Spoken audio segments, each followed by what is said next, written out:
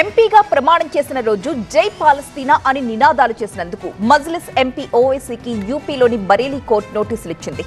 జనవరి 7వ తేదీన హాజరు కావాలని నోటీసులు జారీ చేసింది న్యాయస్థానం.